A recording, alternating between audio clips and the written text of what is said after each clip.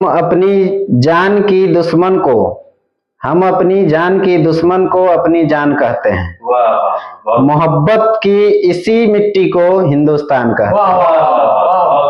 मैं अबूजर खान सब भाई को अस्सलाम वालेकुम, नमस्कार, सत श्री अकाल।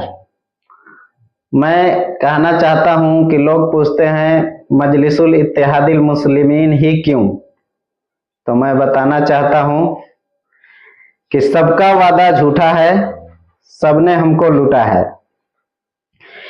AIMIM आएगी जब, मुस्लिम दलित उठेगा तब। तो मैं बताना चाहता हूं कि भारत की आज़ादी की 75 साल पूरे हो गए।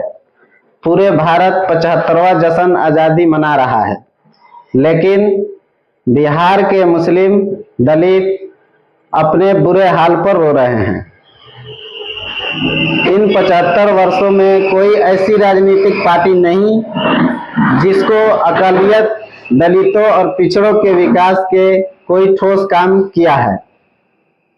बल्कि सच तो यह है कि इस बीच अकालियत और दलित समाज के लोग शैक्षिक, आर्थिक, सामाजिक और विकास हर क्षेत्र में पिछड़ते ही चले गए। सचर कमेटी की रिपोर्ट इस बात की गवाह है। आखिर ऐसा क्यों, तो हम बताते हैं। इसका सबसे बड़ा कारण यह है कि हमारी अपनी कोई सियासी शक्ति नहीं है, हमारी कोई राजनीतिक पार्टी नहीं है, हमारा अपना कोई नेता नहीं है, हमारा कोई लीडर नहीं है। अगर हमारी अपनी सियासी पार्टी होती, हमारा कोई अपना नेता होता, हमारी स्थिति इतनी दयनीय नहीं होती। हमारा नेता विधानसभा में हमारी समस्याओं को उठाता और सरकार पर मुस्लिम, अकालियत और दलितों की तरक्की के लिए दबाव बनाता। अपनी राजनीतिक पार्टी वाले लोग खुशहाल हैं। जिसके पास अपनी राजनीतिक पार्टी है वो लोग खुशहाल हैं। पूरे देश में नजर उठाकर देख लीजिए, जहां जहां अपनी पार्टी वहां के लोग खुशहाल और बेहतर स्थिति में हैं। जैसे केरल देखिए, यहाँ मुस्लिम लीग, मुस्लिम अल्पसंख्यक और दलितों की पार्टी है, यहाँ सरकार में शामिल रही है। अपने इलाके के सारी सहूलतें और सभी संसाधन प्राप्त करके सामाजिक, शैक्षणिक, आर्थिक और राजनीतिक हर दृष्टिकोण से खुशहाल और अच्छी स्थिति में है। तो इसी तरह हैदराबाद में मजलिसे इत्तेहादुल मुस्लिमीन इस क्षेत्र की अपनी पार्टी है। वहां के मुसलमान और दलित बहुत खुशहाल हैं और इज्जत की जिंदगी जी रहे हैं। इस प्रकार असम में मौलाना बदरुद्दीन अजमल जी पार्टी मुस्लिमों के बीच लोकप्रिय हो रही है और सरकार पर अपना प्रभाव रखती है, इसलिए वहां के मुसलमान भी अच्छी पोजीशन में आ रहे हैं। 14% के आबादी वाले यादव भाइयों ने जब लालू प्रसाद के नेतृत्व में अपनी पार्टी बनाई तो उन्होंने सत्ता भी प्राप्त की, मुख्यमंत्री भी बने और आज यादव की हालत बहुत बेहतर है। अफसोस कि बिहार में 18% आबादी वाले मुस्लिम उप मुख्यमंत्री भी नहीं बन सकते।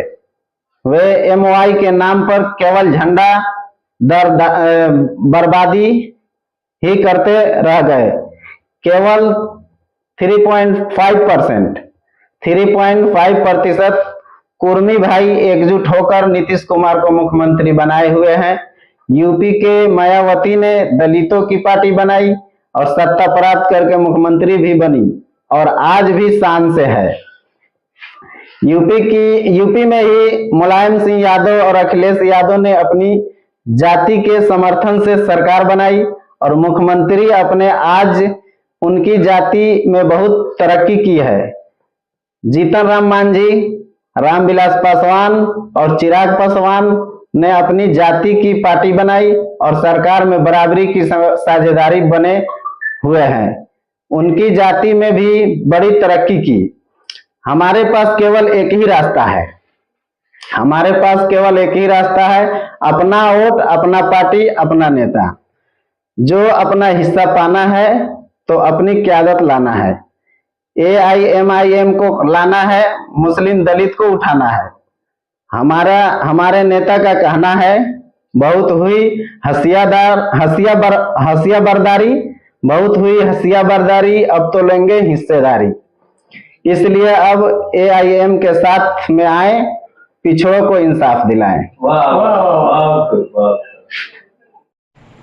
तो आज हम यही 12 नरकटिया विधानसभा क्षेत्र के युवा और बुजुर्गों और महिलाओं से दरखास्त करेंगे कि आज हमारे बीच में अगर MIM आई है और हमारे क्षेत्र से डॉक्टर समीमुल हक साहब आए हुए हैं, तो आप लोग पुरजोर तरीक़ा से जो है उनका साथ दें और MIM को विजयी बनाएं यहाँ से, और अपनी स्थिति को यहाँ से भी सुधारें और अपने विकास की बात करें और मुद्दे की बात उनसे करें, और जो भी राजनीति पार्टी है उससे जो है मुद्दे की बात करें और राजनीति की बात करें। अब जो है चादर फैलाना, झंडा ढोने का काम अब मुसलमानों और दलितों का नहीं है। अब उन्हें बराबरी की हिस्सेदारी की बात करनी चाहिए और हर राजनीतिक पार्टी से करना चाहिए। तो आज हमारे तरफ से आ रहे हैं डॉक्टर समीमुल हक साहब, तो उनको जो है यहाँ से जो है ज़्यादा से ज़्यादा उनको जो है वोट से विजयी बनाएं और